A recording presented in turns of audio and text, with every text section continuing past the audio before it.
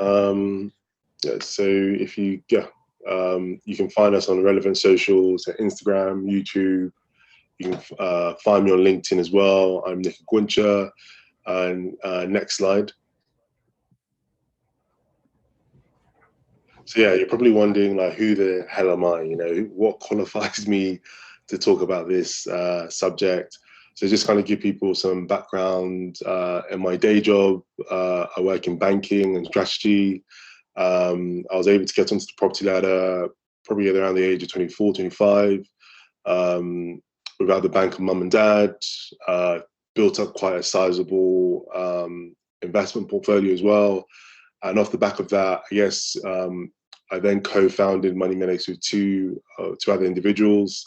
And really, it's a personal finance platform focused on millennial money management, but from a lifestyle point of view.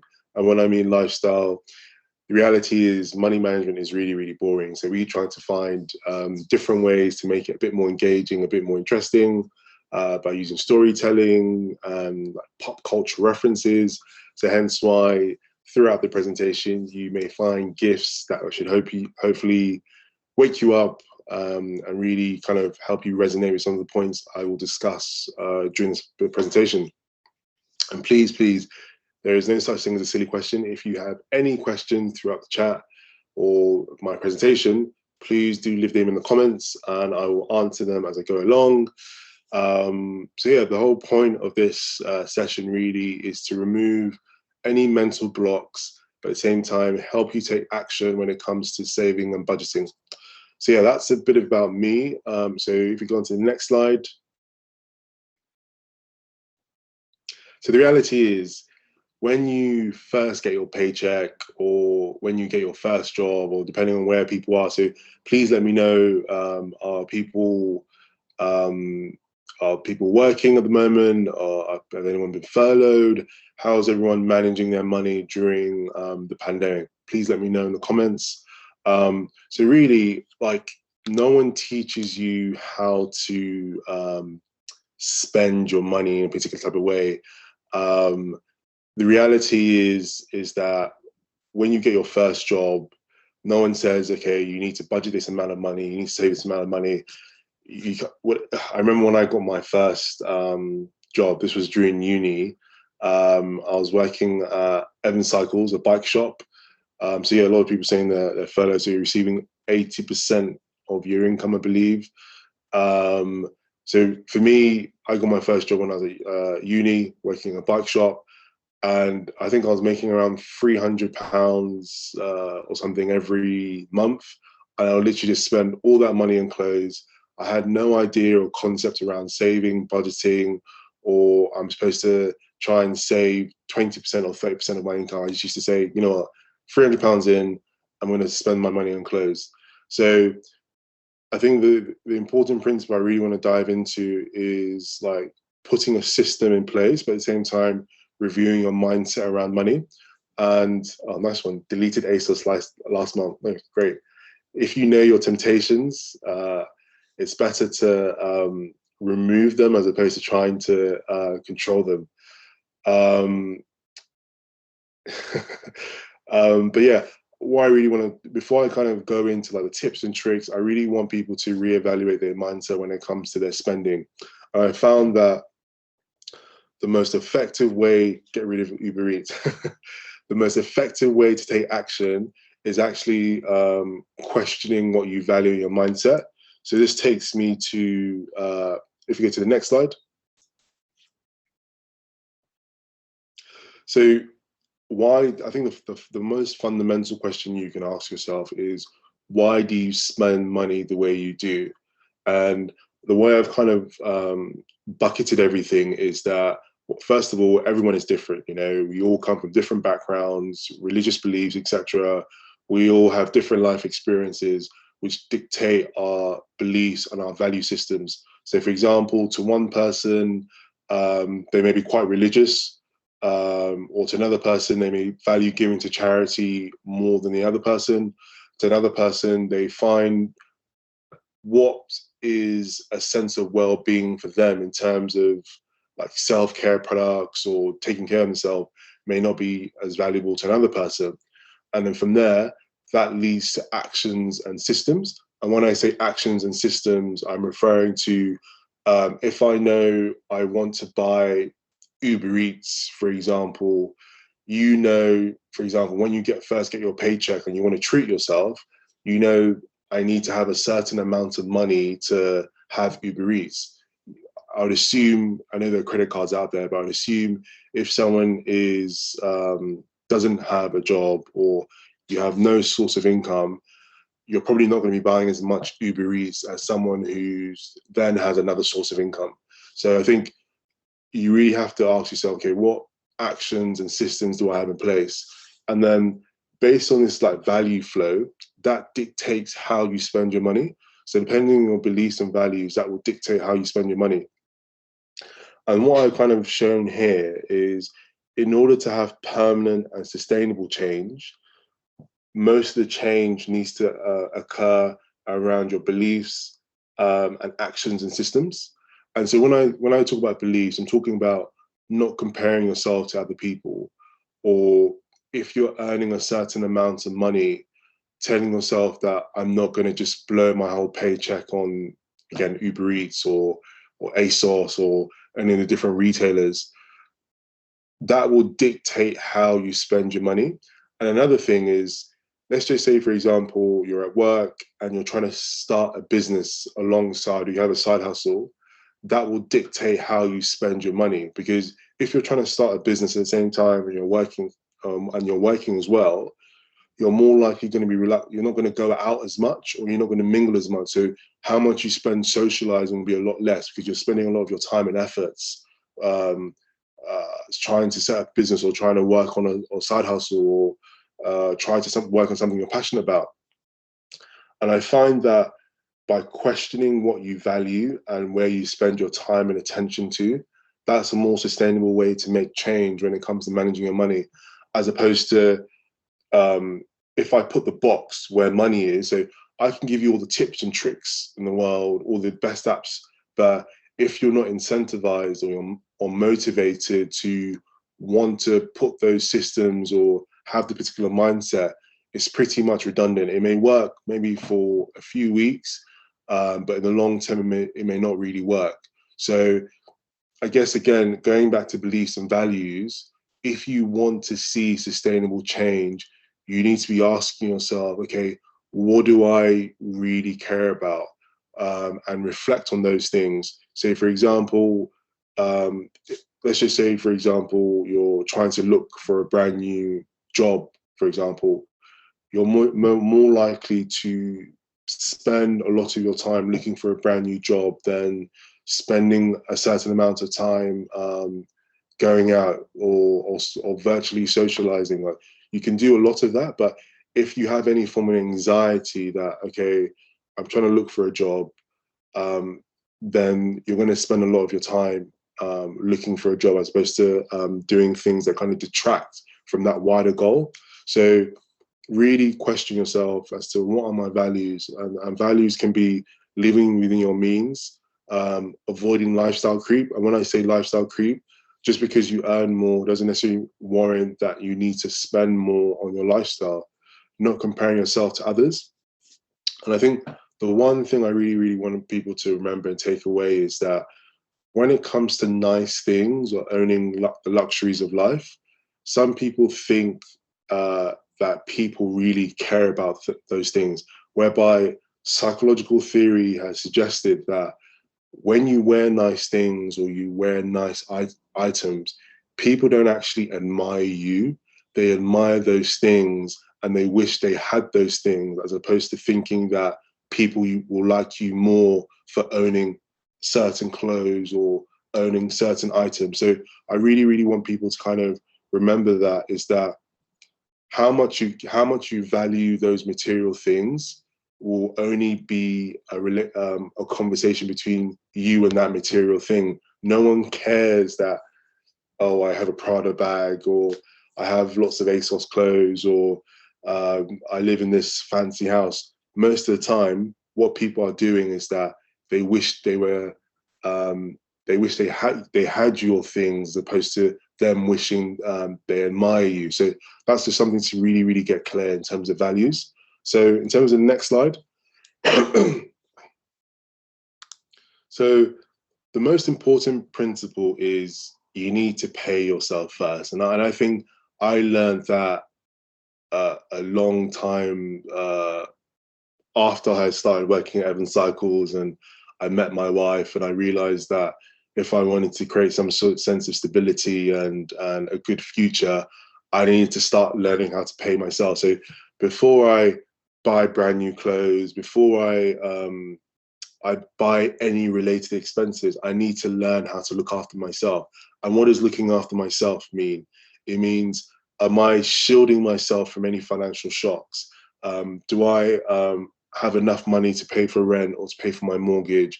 Do I have enough money to feed myself before I start worrying about buying Uber Eats or shopping on ASOS or shopping on Netporter or buying any luxury goods? So you need to look after yourself first. And looking after yourself first means paying yourself first.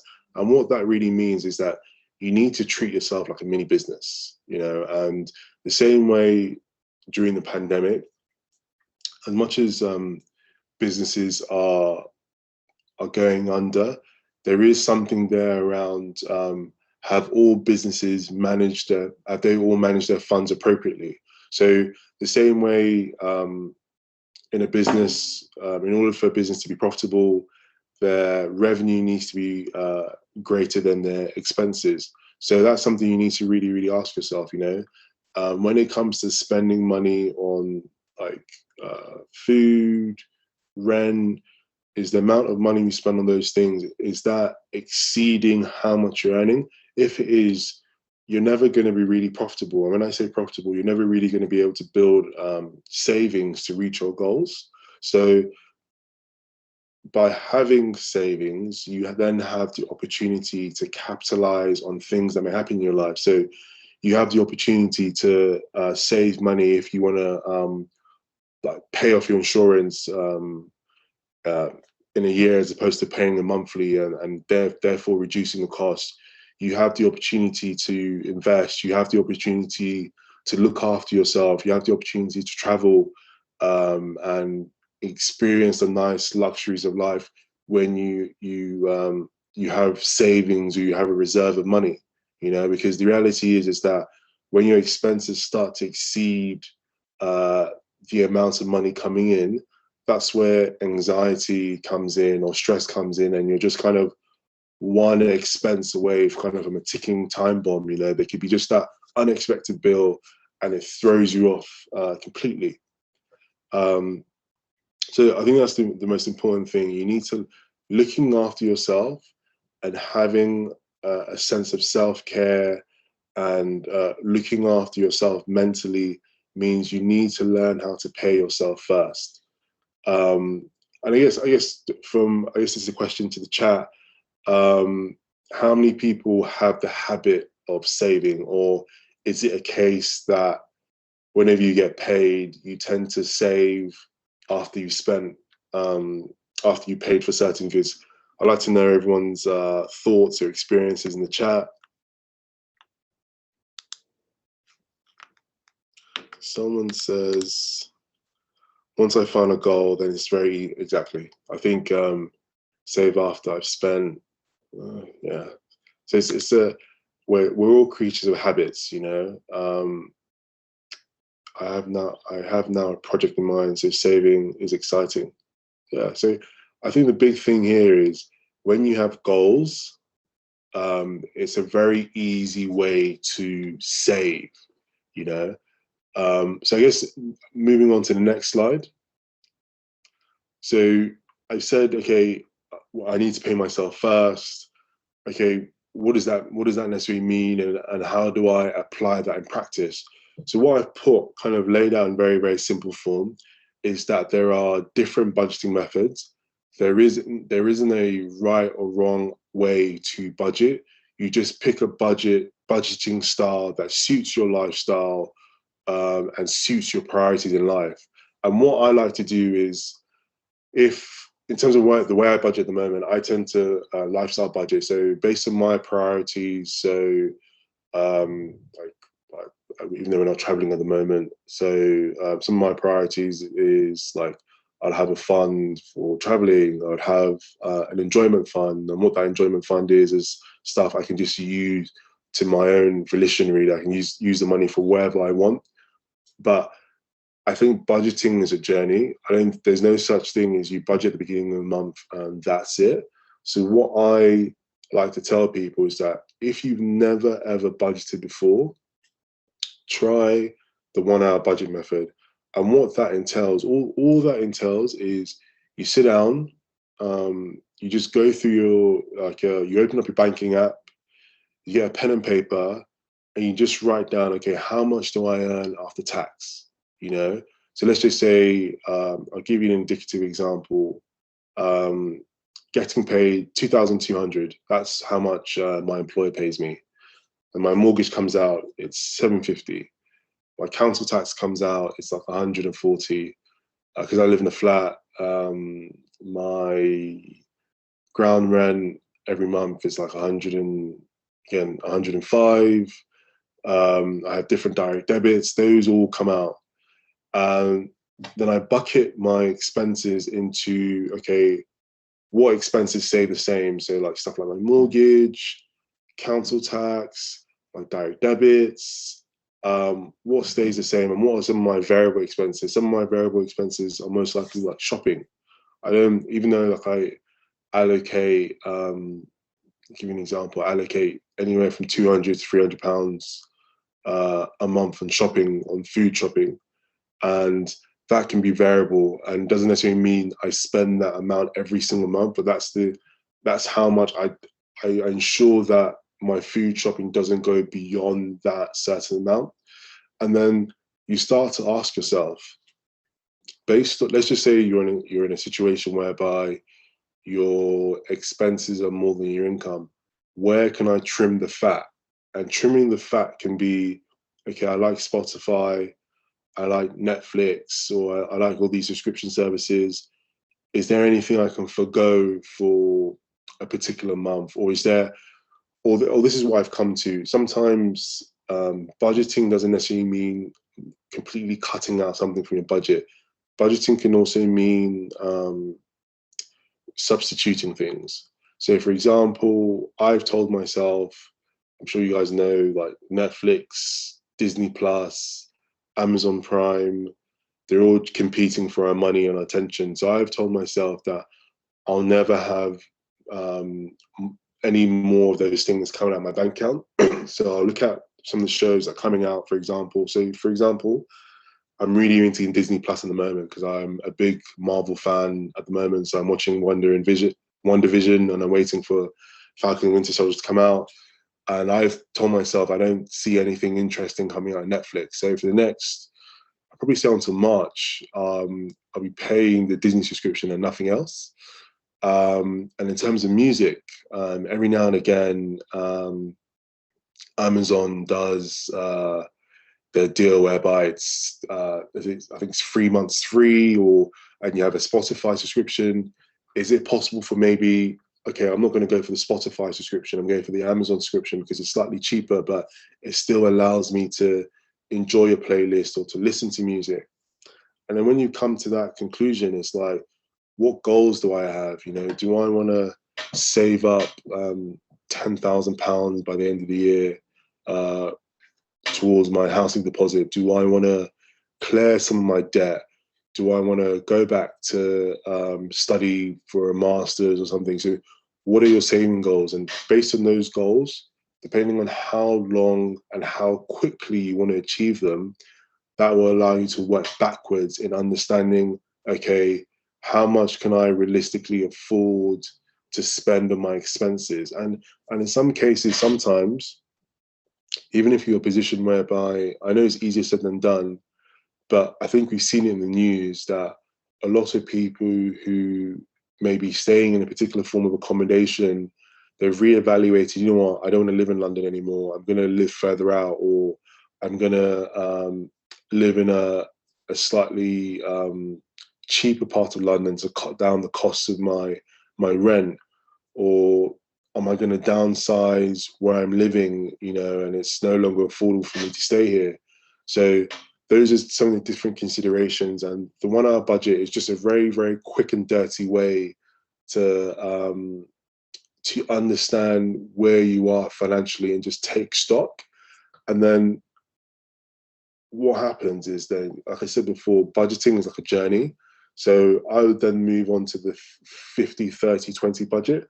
And what that means is that you essentially start compartmentalizing your money. So you ensure that, bearing in mind, those are not fixed, rigid rules, because the reality is, I know how expensive accommodation is in the UK, but it's just a way of kind of segregating or giving you guidelines as to how you should manage your money. So if you can realistically save more than 20% on your savings, do that. But it's a really, really good starting point. And the reason why I'll say it's a really, really good starting point was because there was a point in my career whereby I was contracting. And when I say I was contracting, I was earning like a good day rate. You know, it may sound ridiculous, but you can earn like a few £100s in a day.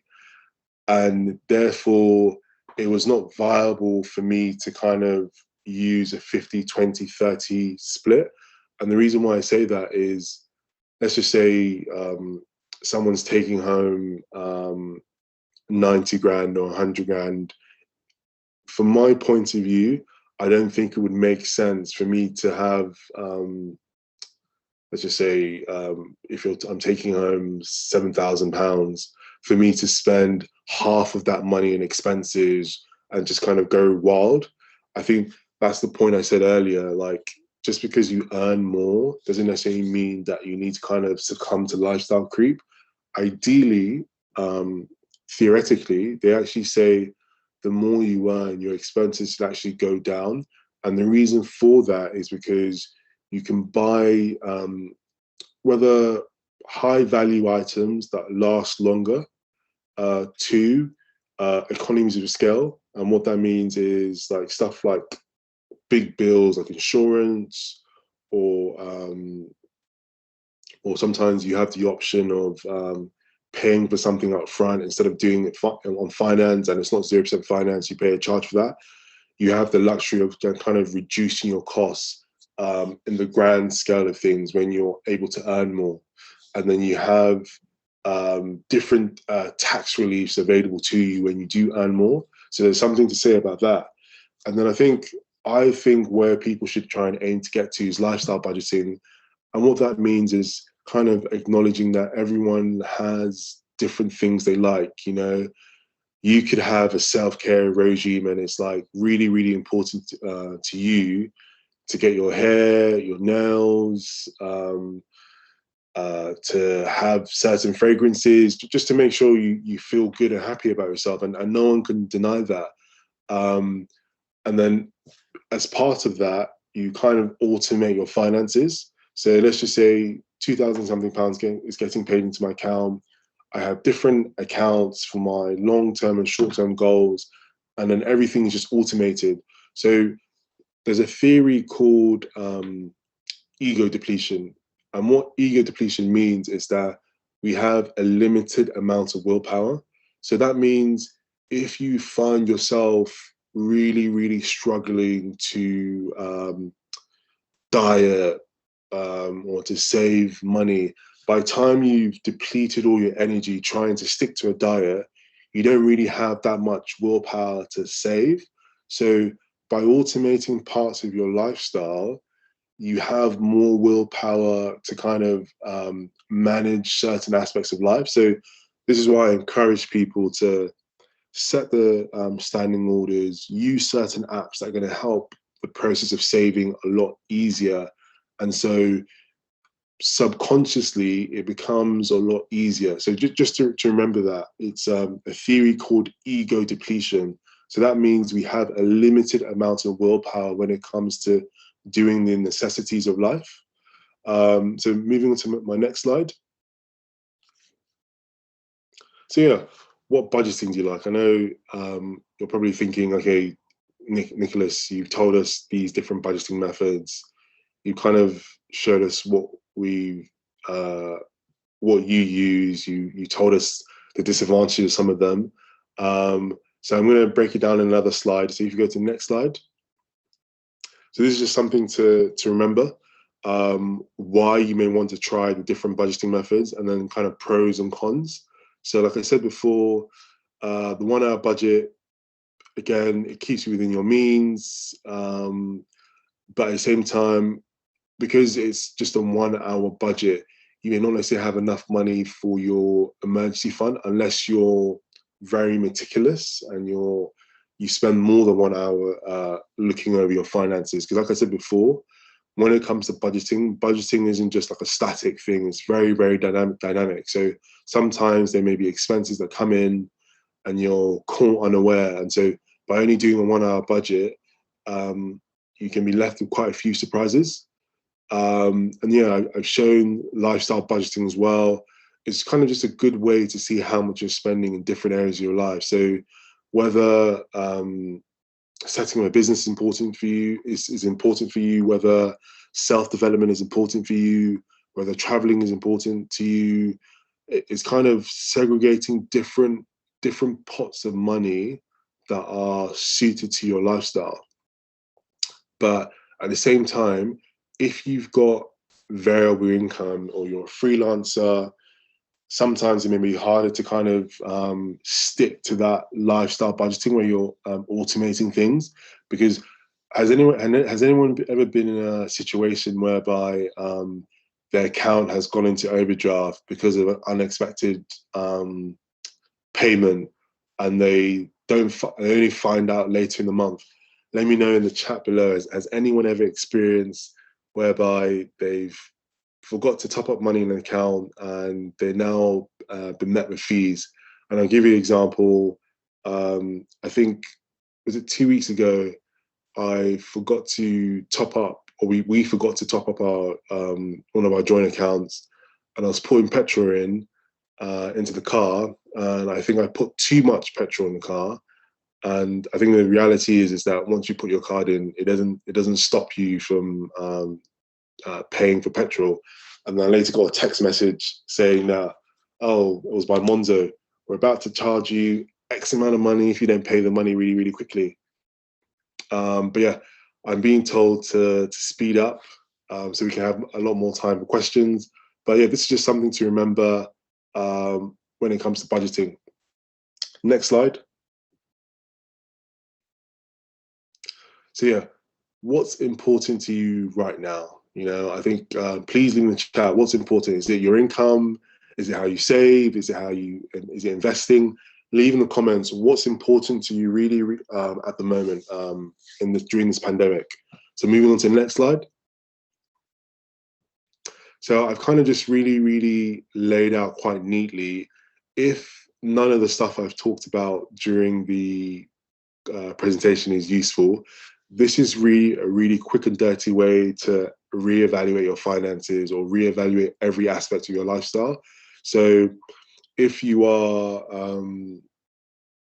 on furlough, or if you've currently lost your job, or you're looking for a new job, I'd say look at places like Entitled To or Turn to Us to find out what eligible grants you're applicable to. You'd be surprised that depending on where you live, there is money available in certain aspects. If you're looking for a new role, like, I don't know how many people use LinkedIn that much, but with LinkedIn, it's a really good way to put yourself out there. And all you have to do is update your LinkedIn and just give thoughts on what's going on in your industry and connect with the top 10 employers or people you'd like to work with. Because the power is that when one person sees your profile and they like it, lots of people see it. If you want to learn new skills, you know, you've got platforms like Skillshare, Udemy, YouTube is a good way to learn things. And if you're really struggling to budget or identify your expenses, I think that the quick and dirty exercise you can do is, what are my needs and wants? And during the pandemic, needs can be like stuff like your food, utility bill, rent, mortgage, and wants are everything else. So that Netflix subscription, Spotify, they are wants. But like I said, you can find cheaper alternatives. So this just kind of gives you a really, really rough and dirty way to reevaluate your finances. And a really, really important thing, like I've touched on before, is mental health and mindset. And even if it means just doing breathing exercises or using Calm, Headspace, or YouTube fitness videos, it goes a long way. It's just a way of just kind of being more mindful. So never ever cut your budget at the detriment to your physical and mental health. So next slide. So yes, saving, I know it's not easy. No one teaches us how to save, but we need to do it if we want to achieve our financial goals, or if we want to just be comfortable, you know, and not feel a sense of anxiety that, okay, if I do lose my job tomorrow, you're gonna be really stressed out about it. So next slide. So how do you save? So the most important thing, these are 3 easy things you can do, is what are your goals? You know, because I think at the beginning of the pandemic, I actually spent a lot of time with different individuals, and a lot of people told me they're actually spending more money than what they thought they were saving, even though they're at home. What was happening is that they're spending a lot of money on Uber Eats. They were spending money on loungewear. So you reevaluate what your savings goals. How much do you need, and when do you need to buy? You know, so this is an opportunity to sometimes beef up your emergency fund if you don't have one, or start investing. You know, opening up a savings account. There's different savings accounts you can open. If you go to money.co.uk, there are good platforms that tend to show you all the top savings accounts at the moment. And so you can open up a savings account to actually start your savings journey, and then automate your savings. Like I said before, ego depletion means you have limited willpower. So there are apps like Plum, Chip, which can accelerate your ability to save, but don't rely on those things alone to save. So still try and set up standing orders to help you get into the habit of saving in the long term, and saving bigger chunks of money. Next slide. So yeah, you know, I have to make it fun. There are different ways to save. It's just a case of picking one. So you guys can like kind of take your phone out and snapshot this, but there are different ways you can save, you know, and just challenge yourself. You can just tell yourself, you know, I'm not going to buy store brands. I'm just going to buy generic, and see how much you can save. Make a list. I know these things sound so simplistic, but making a list before you go food shopping, or even when it comes to clothes shopping, having an idea that, okay, this is the collection at the beginning of autumn, spring, summer, etc., and these are the items I'm going to buy, and I'm not going to buy anything else. You know, it goes a really, really long way. And another thing is that what you learn, I think what people are going to learn from this pandemic is also decluttering. You know, I think sometimes you then realize I've accumulated all this stuff and I don't need it. So make the most of eBay, Depop, Gumtree, you know, and that spare cash can go a long while. Next, so snapshot this. Those are just different ways you can use to save. To continue. And so yeah, some people may be thinking like, Nick, those don't apply to me. I need ways I can save money now. So in the final slide, these are the different apps I've used across the years to save money. So you got, because the thing about saving, there's different aspects to saving. So you've got Money Dashboard. So it's kind of an active intervention. So it signposts you to, catch the video later, finish up. No, my pleasure. So you've got Money Dashboard, which it just kind of, it allows you to prevent yourself from overspending by kind of just showing you retrospectively how much you're spending on Uber. So for example, I think 2 years ago, I found out my Uber bill was like 1,700, and then it's no longer that amount anymore, because I deleted Uber, and it made me more conscious because I saw how much I spent in a year. You've got different banks, Mondo and Tandem Bank do similar things, and Starling. You've got Plum and Chip, which is, they do roundups. So if you've got spare change and you just, because no one really keeps a physical piggy jar anymore, or let me know if you do in the chat. But you can round up your spare change, and of course, a wage stream, of course, a good way to kind of save directly from your salary for your future. Hyperjar, because by nature, human beings are very, very visual creatures. So Hyperjar is a very good way to visualize your spending and your savings progress. And of course, if you need really, really tough love, Clio is a really good app. So they roast you, they make you feel ashamed if you're overspending, or you told yourself you wouldn't buy that takeaway or Uber Eats or Deliveroo, and they'll really make you think about why do you keep on doing it. So I'm opening up the floor to questions. Please fire as many questions as possible that you want. And I really do hope the presentation has been beneficial, even though I had to whiz through, but I really do hope you guys have taken away something tangible, actionable, and practical. Amazing, thanks, Nick. We have actually had a question come through in the Q&A section. So somebody has asked, how can I survive in London on furlough when your rent is £650 a month? So any tips you've got there? I guess my first question is, what type of place are you staying in? Is it HMO? Do you have your own place? Where do you work at the moment? And how long is the tenancy agreement? And the reason why I say how long the tenancy agreement, the reality is that we're going to be working from home for quite a long period of time. And even when employers start making people go back to work, I don't think we'll probably see people going back to working full until the back end or even beginning of next year or middle of next year. So ask yourself, is there a way that you can move into a cheaper accommodation that's a bit further away? Because you're not commuting anymore, Is there an opportunity that you don't need to spend $650? So I'm not sure where exactly you work, but is it possible you could shave $500 from the amount of rent you're paying? You can reduce the $650 to the $500 by moving to a further area. And then also the bills, there's a good app called Utility.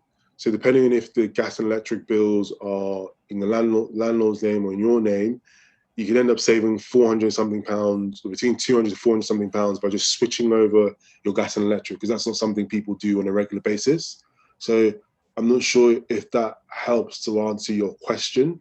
And depending on how nice your landlord is, the reality is that if you're a landlord, you have the opportunity to apply for a holiday. So it is worth having a conversation that, okay, telling your landlord that I can't actually afford this amount of rent temporarily, therefore allowing you to kind of, if he does pass on a reduction, you can kind of save more and put yourself in a better position, even if it goes back to that $650 later on. So that's what I would do if I was in that situation. Yeah, great. That's a good answer. And I think some of the budgeting techniques you mentioned could help in that situation too, I guess, with the money that the other money that people do have to spend. So just to finish up, MoneyMedics actually have a podcast. Nick, I don't know if you want to give a quick plug before you finish up. Yeah, of course. Like I said before, we try to make money management more interesting. And this particular podcast is not just us talking about budgeting and how to do a credit score. It's a bit more entertaining. So we have anonymous guests who come onto the show and they just kind of give their real money story. And the real money story is kind of making people aware that people's financial journey is not linear. Like, stuff happens. We had our first guest who was in a financial abusive relationship and she didn't know it. We had another lady who came onto the show and said, gifts are really, really important in a relationship. We've had someone come on there who's talked about parenting and the real cost about parenting. And she gave their views on if you can't afford to have a child, you shouldn't have one. So people get to come on here to give really unfiltered opinions and no one's judging you because it's anonymous. And then we've had other guests people who've come out and said, the stigma of claiming universal credit, so it's really, really interesting. And we share our vulnerabilities, I'm not absolved from going through tough times. You know, I went through a bereavement within my family, and it affected my mental health. And we talk about all those conversations on the podcast. So it's not just your typical, oh, la-di-da, save X amount of money, but it's kind of real, raw conversations that sometimes the best person to get advice from is the people who've been through the situation. So it's available on Apple, Spotify, and all the streaming platforms. So do have a listen and give your thoughts. And if anyone would like to be a guest, please slide into our DMs on Instagram.